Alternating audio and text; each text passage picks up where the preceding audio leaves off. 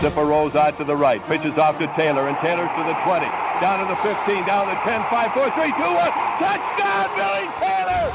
Touchdown, Billy Taylor! Billy Taylor scored a touchdown from 21 yards out. The crowd goes berserk. It was November 22nd, 1969. That they came to Barry, Michigan, all dressed in maize and blue. The words were said, the prayers were read, and everybody cried. But when they closed the coffin, there was someone else inside. Oh, they came to Barry, Michigan, but Michigan wasn't dead. And when the game was over, it was someone else instead. 11 Michigan Wolverines put on the gloves of gray, and as the organ played the victors, they laid Woody Hayes away. Under center is Wangler at the 45. He goes back. He's looking for a receiver. He throws downfield to Carter.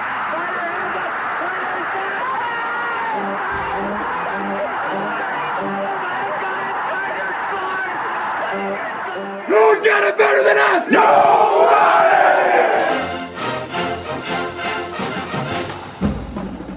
Welcome to the Michigan Man Podcast on Wolverine Sports Radio, a member of the V Sporto Network, and in partnership with SB Nation's Maize and Brew. For Wolverine fans from coast to coast. Go Blue and welcome to our Penn State Visitors Edition. I'm your host, Mike Fitzpatrick. Joining us in just a moment will be the radio voice of Penn State football, Steve Jones. Let's get things rolling first with my view from Section 17.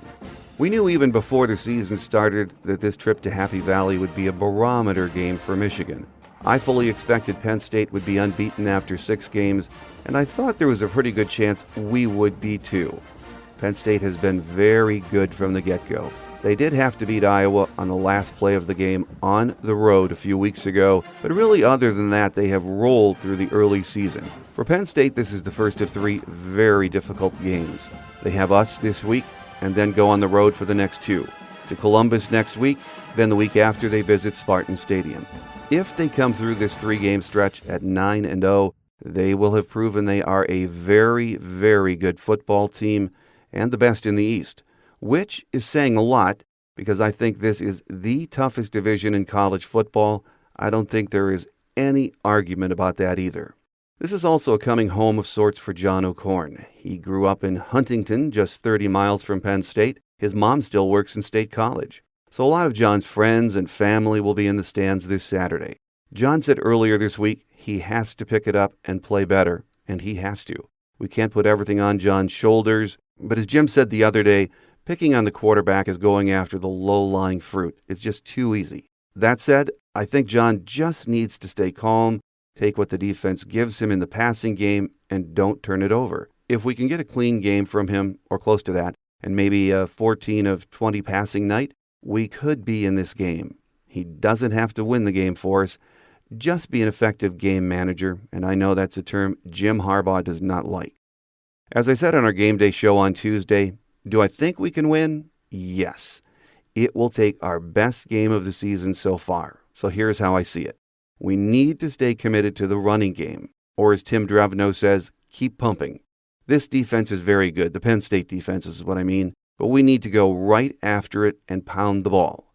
From O'Korn, I'd like to see him run through his progressions and take the underneath stuff if it's there, and it will be. If he can just give us something in the passing game and not turn it over, I'm going to be a happy camper. I know the defense will keep us in the game. And thank goodness we have Quinn Nordin. I just have a feeling he could be the key if the game is close going into the fourth quarter. Getting back to what I said at the top of the show, in August I thought this was the barometer game for both Penn State and Michigan. In many ways I think it still is. Is Penn State for real? And can this young Michigan team put together a total team effort for the first time this season? I really don't know. This is the kind of game, though, that both teams want to play in, and the environment will be absolutely electric. A game like this is, after all, why we love college football, and it usually brings out the best in both teams. We'll find out at 7:30 p.m. on Saturday. Steve Jones says this Saturday night's game means so much to the Penn State fan base. Not many of the experts thought they would be able to recover from sanctions and loss of scholarships this quickly and be playing at such an elite level. The radio play-by-play voice of Penn State football joins me next here on The Michigan Man on Wolverine Sports Radio, a member of the V Sporto Network and in partnership with SB Nation's Maize and Brew.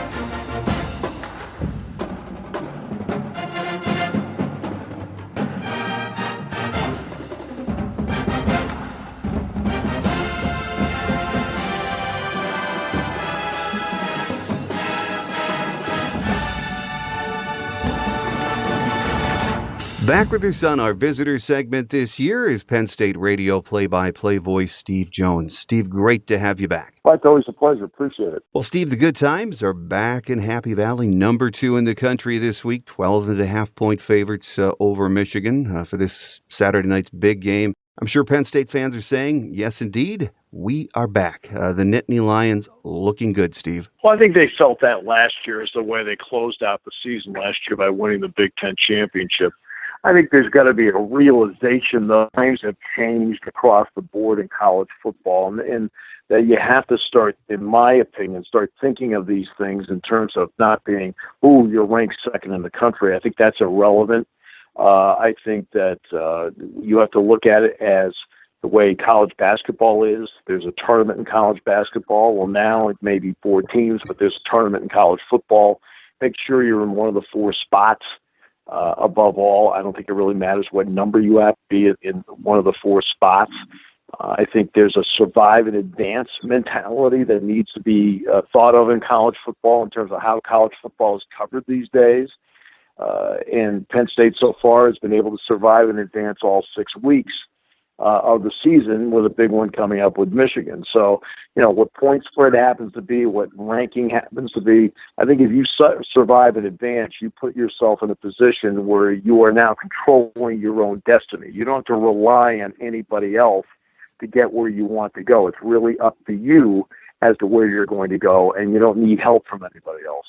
Well, I watched enough tape on this Penn State team to say, first, from an offensive perspective, how do you stop them? And from a defensive perspective, not many weaknesses, at least that I can pinpoint. Is that pretty much how you see this team, Steve? Offensively, they've had trouble at right tackle because they've had injuries there. Chaz Wright got banged up, Will Fries got banged up, Andrew Nelson got banged up. So that really has been a domino on the offensive line, where they finally are starting to get healthy there again.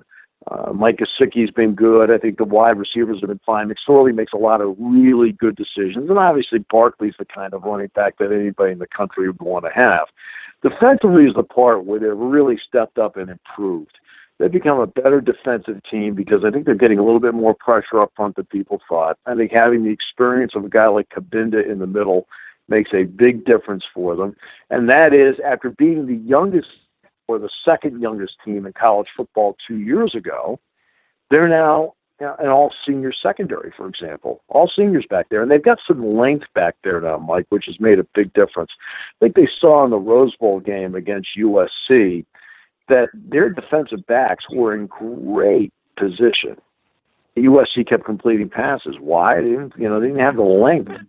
And guys like Amani Oruwariye, Christian Campbell, Tariq Castro-Fields, while one of the 3 happens to be a starter, all 3 play a lot, and they're all 6'1" or better with good cover skills and the length to go with it. So it's made a big difference in what we're seeing from Penn State this year. Speaking of McSorley, he's a kid I just love to watch play the position. Reminds me sort of a backyard pickup kind of a guy, unorthodox at times in the way he throws and maybe moves, but you know what? He just makes plays, Steve. I mean, he has moxie. He's just one of those get it done however you have to kind of players, isn't he? He is, because he understands that no play is ever good. I mean, you watch when he moves out of the pocket, and an inexperienced guy is going to tuck the ball down. He's going to run right away. Now, Michigan just saw one of those guys. I think Peyton Ramsey eventually is going to be a good quarterback. But usually at the first sign of trouble, ball down, and he's just going to run. He's going to put his head down and go. McSorley can obviously run the ball, and his ability to run the ball against Michigan at some point is going to be critical in this game Saturday night. But you'll notice that when he's moving around and is in trouble, he's got his head up. and he means he's still looking to make a pass play downfield. And they've made several when something is broken down because he's kept his head up and he's looking to scan the field and make a play. He has a really good handle on that. And with the baseball playoffs going on right now, and obviously you got a lot of Tiger fans out there that would understand this. There's certain guys out there that you can just tell when they're pitching, trust their stuff. You just had one of the all-time greats there in Verlander, obviously, who's now at the Astros. But for over a decade, Tiger fans watch the guy in Verlander. He's not a guy that goes and then an hour and 10 minutes later delivers the ball. And that's McSorley. McSorley trusts his stuff. He also knows, Mike, the parameters of his stuff. He rarely, if ever, tries to do something that's not within his own capability, because that would lead to a mistake. And that's what I really respect about McSorley, the fact that he trusts his stuff, but he also knows what the parameters of his stuff happen to be. On the offense, there's Saquon Barkley. Always nice when things get a little bit rough to turn around and hand off to this guy. He's been slowed down a bit in the last couple of games, probably more due to the offensive line injuries and some issues there, but really, how do you slow Saquon Barkley down? Well, obviously people have been able to stack the box, but what's really made Barkley effective is Barkley become an outstanding receiver for Penn State. He is now 6 yards away from the single-season record for receiving yards by a running back at Penn State. We're only halfway through the season. And because he's a lot of running backs, when they run plays as receivers, float out of the backfield, circle out of the backfield, and so forth. Barkley runs routes. That makes a big difference, plus using him in the kick return game. But he's become a lot better as a complete back because now he blocks a lot better. On the game-winning touchdown pass from McSorley to Juwan Johnson against Iowa in the final play of the game, Josie Jewell, who's a real linebacker, blitzed on the play. And you watch the tape, who picked up the blitz, square, one-on-one. It was Barkley that did that. So Barkley doesn't score the game-winning touchdown in that play, but he's a critical part of why Penn State scored the game-winning touchdown, because he's the guy that picked up the blitz. Well, we all hear about McSorley and Barkley, but to be good, the offense has to have a supporting cast. Give Michigan fans a primer on this offense and some of the other names and reasons it has been so good this year. Well, Mike Gesicki is a guy that, as a tight end, is one of the better pass-catching tight ends in the country. He's got just great hands, and he's got the length to go with it. McSorley knows he can put it up over people, and the guy that's going to bring the ball in. Juwan Johnson, same thing, another guy with length at wide receiver who has become more and more effective as the season's gone along. Cy Blacknall's had some big games in the course of his career. He had 155 yards receiving in the Big Ten championship game against Wisconsin last December. DeAndre Tompkins is another guy that's really good as a guy who can play in the slot or outside, and he's also a guy that's become a very effective punt returner. Now, being a punt returner is not easy. That's why Jabril Peppers was so brilliant at it. And for Tompkins, it's his third year in the role, and he says this is the year he's really felt comfortable doing it. And Deshaun Hamilton is the all-time leading receiver in terms of the number of receptions in his career at Penn State. He has been a steady, solid as a rock guy that has the ability to move chains during the course of a game. So those are, quote, some of the supporting guys along the way that are critical parts of what Penn State does. Well, over on ESPN and BTN, the offensive guys for Penn State get all of the highlights, as they do everywhere. But the defense, especially at linebacker U, doesn't get the credit they deserve. And you talked about the secondary earlier, how much better they are. But this is a good Penn State defense, Steve. Well, I think there's a bottom line when it comes to stats on defense. You can talk about yards rushing, yards passing, total defense, and so forth. To me, it's how many points per game you give up. And that's, in the end, that is what makes a big difference. They become much better at attacking the football, and that's made a big difference. They've been able to get a lot of takeaways in the first 6. And Penn State's a plus 12 giveaway takeaway right now. And Penn State has 80 points off those takeaways. Penn State had 83 points off takeaways all last season. And we talked about the secondary, but Kabinda really is the heart and soul. He and Marcus Allen, I think, are the two heart and soul guys. And that's where you want to have your heart and soul guys, because defense is a lot like baseball. You want to be really good up the catcher, second, short, center field. Well, you want to be good at your defensive tackles. And Penn State has two veterans there, and Parker Cothran and Curtis Cothran. You got a middle linebacker in Kabinda. You got safeties in Apke and Marcus Allen. They're all seniors now. And Allen and Cabinda, to me, are the two heart and soul guys of that defense. Cabinda has really become so much better side to side. His lateral movement's been great. And Allen is always going to attack the football anyway, and he seems to anticipate really well. So that's really part of what's made the defense really good so far this year. I think some people wondered how much pressure they would get from the outside as opposed to last year, because they lost a couple of veterans in Evan Schwan and Garrett Sickles, and it turns out they've been able to get a lot of pressure from a guy named Sharif Miller, who's made a big difference. Statistically, you won't see great stats at all from Kevin Givens, but if you're watching every game, like obviously you can see the difference he makes out there. And then in certain specialty situations, if they're bringing a redshirt freshman named Shaka Tony off the bench, then he's probably been playing like maybe 7 to 12 plays a game, but he's got that burst off the edge. He may not have great size, but he's got a burst that a lot of people have to be able to handle. Steve, when you think about where this program was just a few short years ago with the sanctions, the lack of scholarship players, especially up front on that offensive line, you just have to be amazed how fast they've rebounded. How do you explain that? Well, first of all, it all goes down to James Franklin and his staff. I mean, they've been tireless going everywhere they can to find talent. They've done a great job, Mike, of evaluating talent. I mean, in the end, you really have to have that. The top coaches, Urban Meyer, Jim Harbaugh, Nick Saban, Dabo Sweeney, you have to be really great at, getting many more hits in recruiting than you do defeats. And so they've been able to do that. And I also think you have to get a little bit of luck along the way, too. I've likened Saquon Barkley to James Franklin as to what Mike Reed meant to Joe Paterno in the early years of his program. Where you get that guy that's a superstar. Now, Reed was a defensive tackle, won the Outland Trophy, and Penn State built an entire defense around him back in the late 60s. And that defense went, in Penn State went 22-0 in 68 and 69. I mean, they played a great Missouri team in the Orange Bowl, and they forced 7 turnovers in the game. And Reed was just one of the really great defensive players of all time. Well, Joe got lucky getting a guy like that early out of Altoona. Well, same thing with James Franklin. He's able to get a guy like Saquon Barkley that's electric and a cut above so many other people you could get. And, Barkley didn't really come onto a lot of radar until later in his high school career. He actually verbally committed to Rutgers initially. So you've got to be able to get a little bit of luck like that along the way. And I think that's, you've been able to build around. They made good evaluations as to how they wanted to, like McSorley, fit how they want to play. Hiring Joe Moorhead a year and a half ago to be the offensive coordinator, and his style of offense was perfect as to what they wanted to do based on the personnel.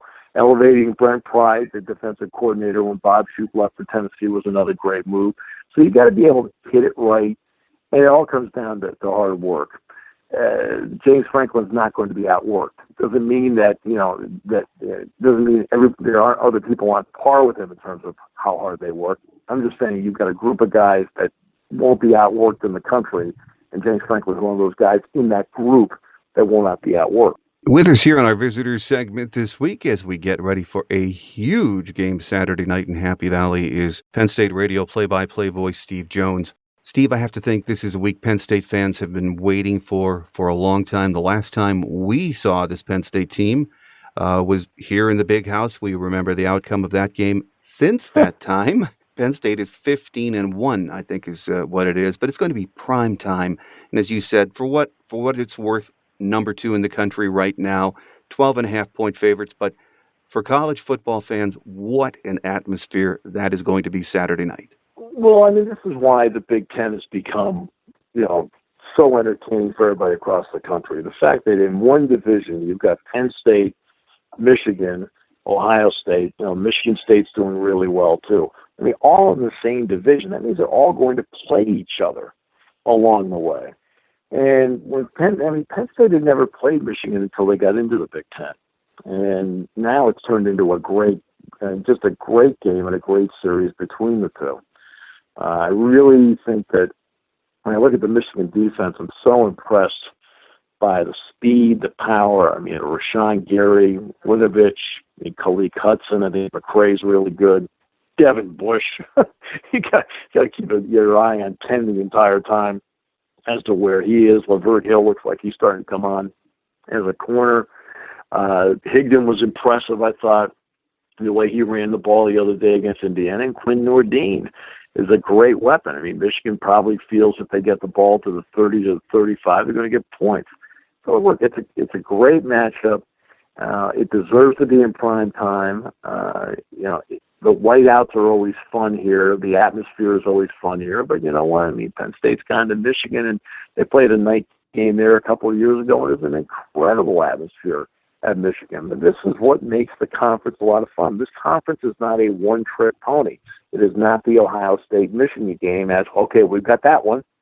Well, no, you've got Ohio State, Michigan. You've got Michigan, Penn State. You got Penn State, Ohio State. You got Michigan State mixed in there as well. That's what makes this conference now so good, is that the depth of really good teams in this conference is special. And then there's the next part of it. When I talked earlier about, controlling your own destiny, part of the reason you can control your own destiny is you've got the schedule that if you're able to negotiate it, if you can do that, there's nobody going to deny you.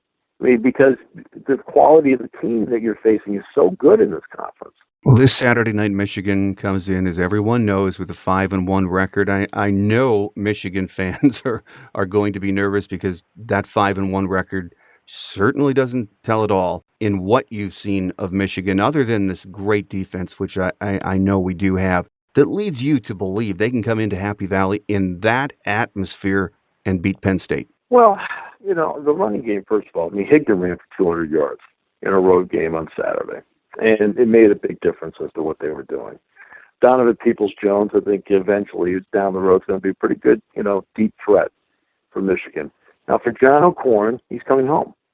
He grew up 35 miles from here in Huntington. I mean, I know what the roster says he's from Fort Lauderdale and so forth, and that's adorable.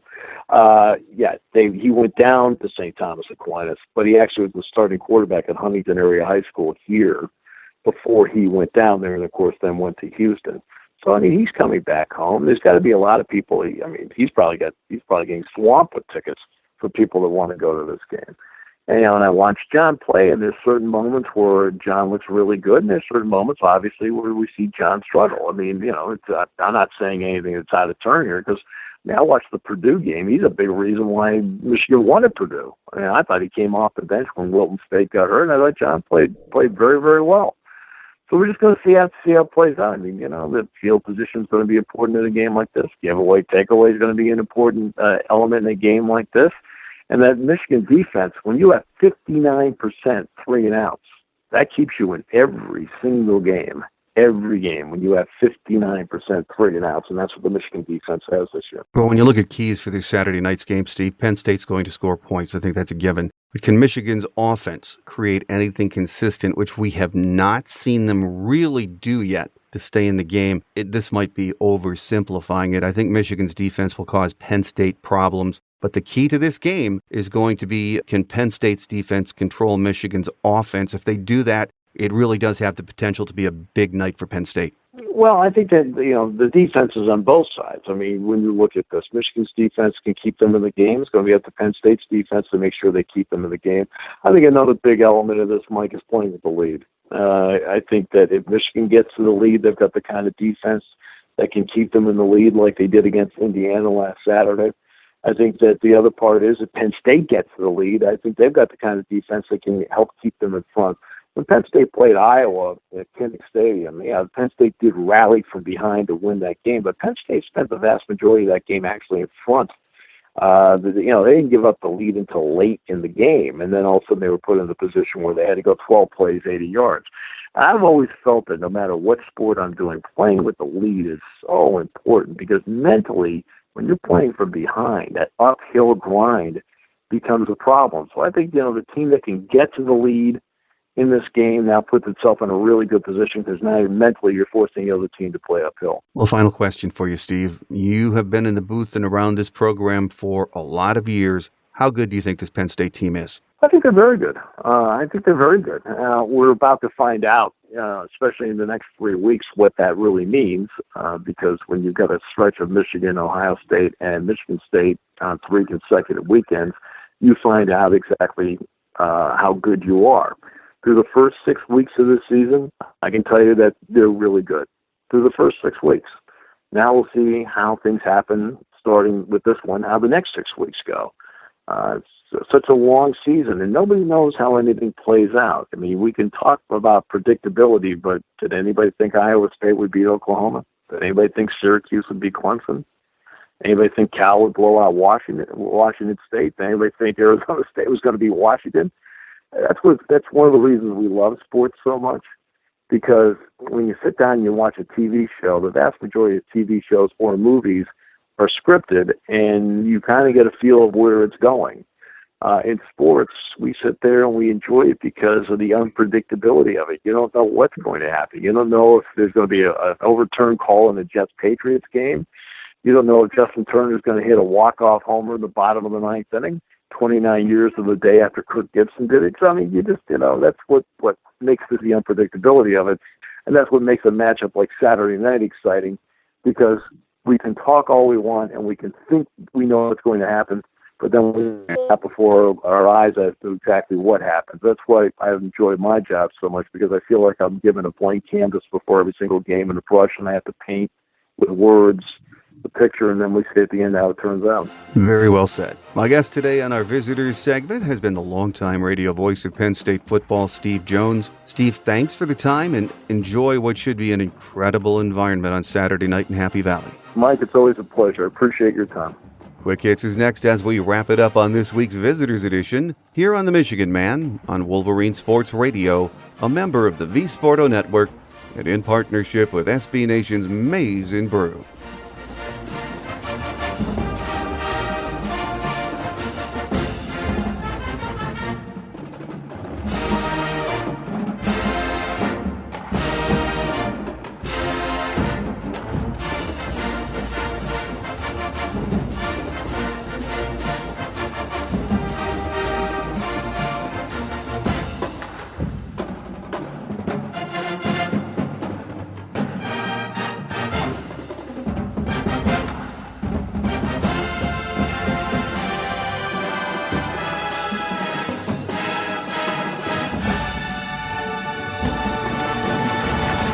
On Quick Hits today, on the injury front, nothing new to report. Other than Wilton, we are in good shape at the midway point of the season and for Saturday night in Happy Valley. Here are a few game day notes. We lead the series 13-7. The first meeting was on October 16, 1993 in Happy Valley, a 21-13 win for Michigan. Last year on September 24th in Ann Arbor, we took it to the Nittany Lions 49-10. They have gone 15-1 since that game. James Franklin is in his fourth year as head man with a record of 25-15. He is 49-30 overall as a head coach. Last year, Penn State was 11-3, 8-1 in the Big Ten. They lost a Rose Bowl thriller to USC 52-49. They finished number 7 in the final polls. They returned 9 starters on offense and 7 on defense. They have had some injury issues on the offensive line, but with the bye week, they should be back at full strength. Kickoff is scheduled for just after 7:30 p.m. on Saturday and will be broadcast on ABC. The weatherman says it should be dry, with moderate temps in the 60s at the start of the game, dropping into the 50s, so perfect football weather. So here we go. The experts have weighed in all week, including all of our Michigan beat writers, and you can't find one of them that picks us to win. To summarize what most of them are saying, Michigan's defense will keep us in the game, but it can only hold up so long. The offense has to play error-free, we have to run the ball effectively, and John O'Korn must have a good performance. It doesn't have to be great. No one is asking him to win the game by himself. Just take what the defense gives you and play smart. A lot of ifs there. If the offense doesn't show up, we could be in for a long night. I'm staying positive, though. I think sooner or later this young offense is going to turn the corner. There is just too much talent for it not to happen. Let's hope that turn begins on Saturday night in Happy Valley. Whatever happens on Saturday, we will be back home next week for homecoming and a visit from the Rutgers Scarlet Knights. It will be a noon game, which I think we are all happy about. On Tuesday's Game Day show, I'll be joined by beat writer Aaron McMann from MLive. On Thursday's Visitors Edition, Steve Politi from the Newark Star Ledger will get us up to speed on this struggling Rutgers team. That will do it for this week. Let's hope this is the week it all comes together for our young offense and we walk into Happy Valley and spring the upset. It can happen. As Tim Drevno says, we just have to keep on pumping. Thanks for listening, everyone. I'm your host, Mike Fitzpatrick. Have a great Wolverine weekend. Until next week, take care, and as always, go blue. Thanks for joining us today on The Michigan Man, here on Wolverine Sports Radio, a member of the V Sporto Network, and in partnership with SB Nation's Maize and Brew. Our listener lines are open 24/7 for your calls at 313-263-4842. That's 313-263-4842. Or email us at themichiganmanpodcast@yahoo.com. That's themichiganmanpodcast@yahoo.com. The Michigan Man Podcast is produced at the studios of Robin Lynn Productions, Allen Park, Michigan, and is not affiliated with the University of Michigan.